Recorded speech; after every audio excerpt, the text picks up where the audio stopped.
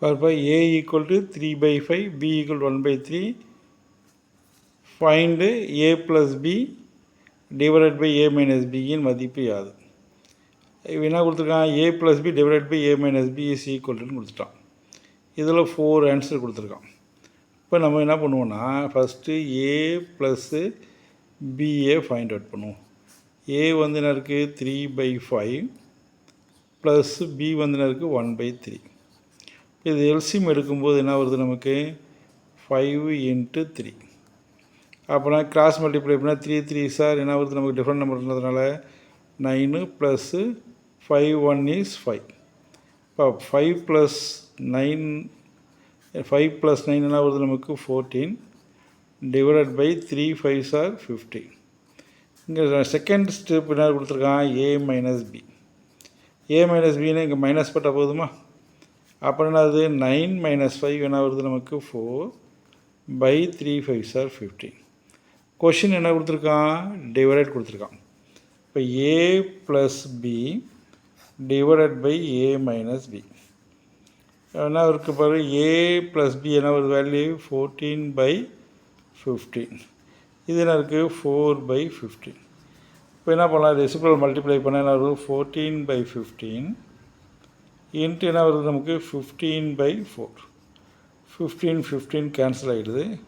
இது டிவைட் பண்ணால் 2 2s are 4, 2 7s are 14. அப்புறம் வேல்யூ என்ன இருக்குது நமக்கு? 7/2 ஆர் 3.5. 7/2 ஆர் 3.5ன்னு இருக்குது. இதில் ஏதாவது ஒன்று கொடுத்துருக்கானா பார்க்கலாம். பாருங்கள், 7/2 செகண்ட் ஒன்று கொடுத்துருக்கான். Answer okay. -1/3 மற்றும் 1/3 ஆகிய எண்களுக்கு இடையில் அமையும் விகிதமுறு எண். A rational number between -1/3 and 1/3. இங்கே பார்ப்போம் 0. இங்கே வந்து என்னது? 1. அப்படியே போனால் என்ன வரும் நமக்கு? 2 இருக்குது. இங்கே என்ன இருக்குது? -1. அப்படியே போனால் என்ன இருக்குது? -2 இருக்குது.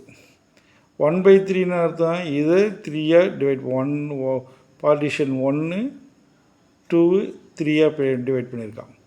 இந்த இன்பிட்வீனில் என்ன இருக்குது நமக்கு? 1/3 வருது. ஃபஸ்ட்டு 1/3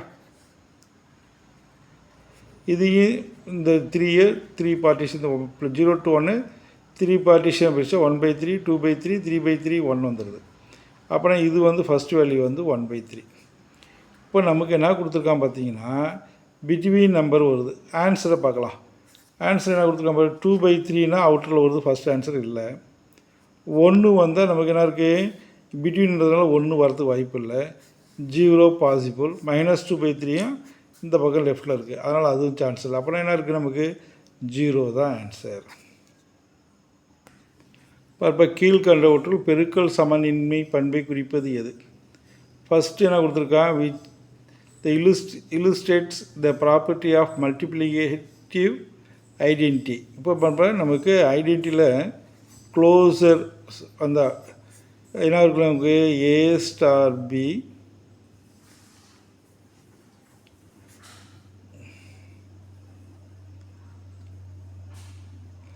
belongs to என்ன இருக்குது நமக்கு?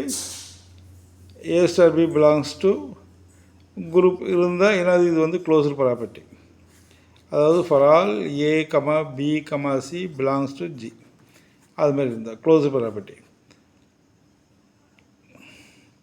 அடுத்தது அசோசியேட் என்ன இருக்குது நமக்கு? a star b star c equal to a star b star c. அடுத்தது என்னது? ஐடென்டி. ஐடென்டி என்ன இருக்குது? a star e equal to e star a equal to a multiplication இருந்தால் e ஈக்குவல் டு 1, அடிஷனாக இருந்தால் e ஈக்குவல் டு 0. அடுத்து inverse property என்ன இருக்குது நமக்கு? a star a inverse equal to a inverse star a equal to identity element. அப்படின்னா நமக்கு என்ன கேட்டிருக்க? நமக்கு பெருக்கல் சமநிலை. அப்புறம் ஐடென்டி ஆஃப் மல்டிப்ளிகேஷனாக இப்போ e ஈக்குவல் டு 1. அப்புறம் e வர இடத்துல 1ன்னு போடணும். அப்போ அதுமாதிரி எங்கேயாவது இருக்கா பாருப்பா? அவங்க கொடுத்துருக்க ஆன்சரில் இது சான்ஸ் இல்லை, இது சான்ஸ் இல்லை, இது சான்ஸ். ஃபோர்த் ஒன்று பாருங்கள். a star e equal to e star a equal to ஏன்னு கிடைக்குதா? அப்புறம் ஃபோர்த் ஒன் இஸ் கரெக்டான ஆன்சர் இருக்கும். பாருப்பா 5 ஸ்கொயர் 12 ஸ்கொயருக்கு சமமானது என்னென்னு கேட்டிருக்கான். இஸ் ஈக்குவல் டு 5 ஸ்கொயர் அப்படின்னா என்னது 25. 12 ஸ்கொயர் என்ன இருக்குது நமக்கு 144. ஆட் பண்ணால் 169.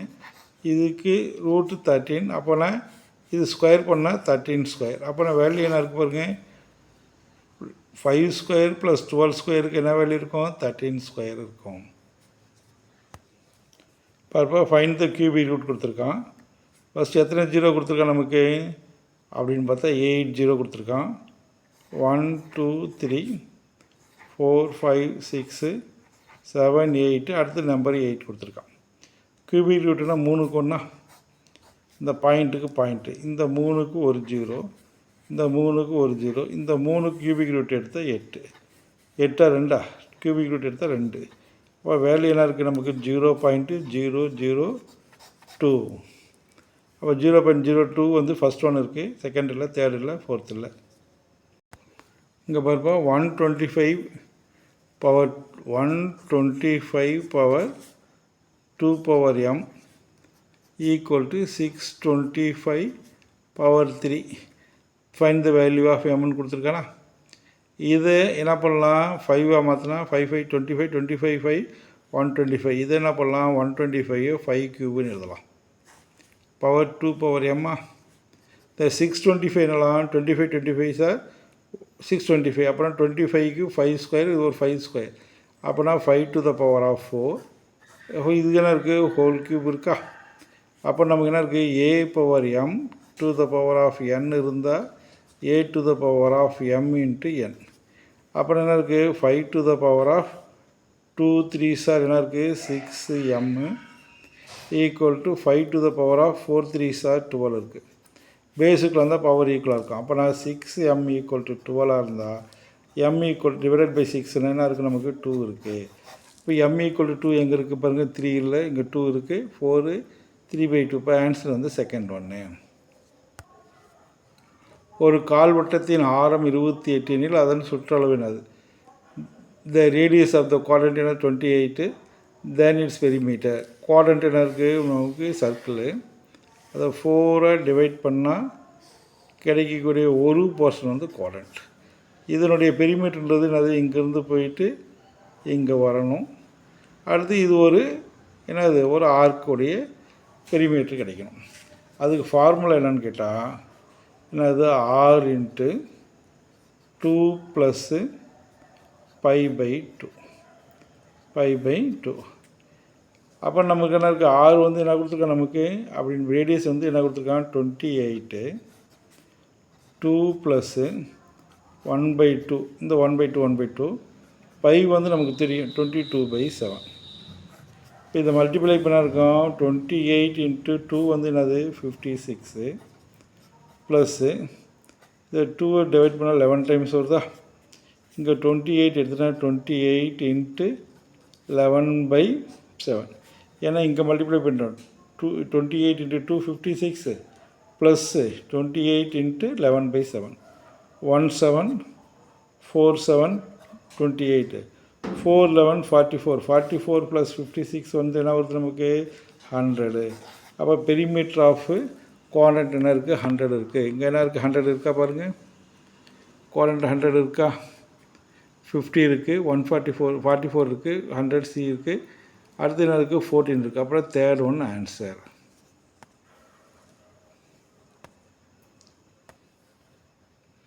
அடுத்தது பார்ப்போம் 9th ப்ராப்ளம். தொடர்ச்சியான 3 இரட்டை எண்களின் கூடுதல் 42 எனில் அவற்றின் மிகப்பெரிய எண் என்ன கேட்டிருக்கான். இரட்டை எண்கள் அப்போ நம்ம என்ன எடுத்துக்கலாம், இரட்டை எண்கள்லாம் எப்படி எடுக்கலாம், எக்ஸ் வந்து ஒரு நம்பர், இதை வந்து என்ன பண்ணுறோம் இரட்டை எண் அப்படின்னு என்ன அர்த்தம் நமக்கு இது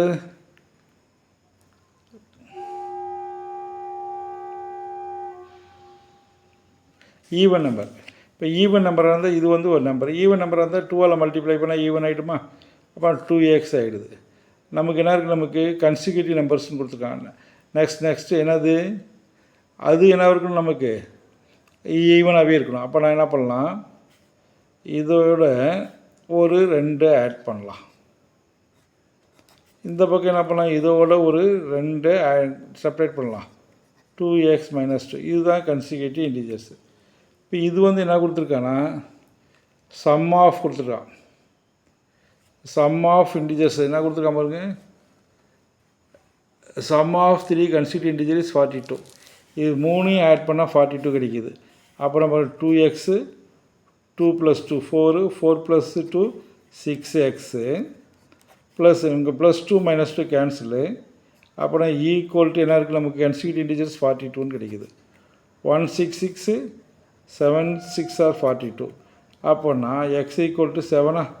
அப்போனா நமக்கு ரிக்வயர்ட் நம்பர் என்னது consecutive numbers 2x 2x 2 × 7 2 7s are என்ன இருக்குது நமக்கு 14. அப்போனா 14. இந்த பக்கம் என்ன இருக்குது 16. இந்த பக்கம் என்ன இருக்குது 12. இது 2 3 ஆட் பண்ணி பார்க்கலாம்.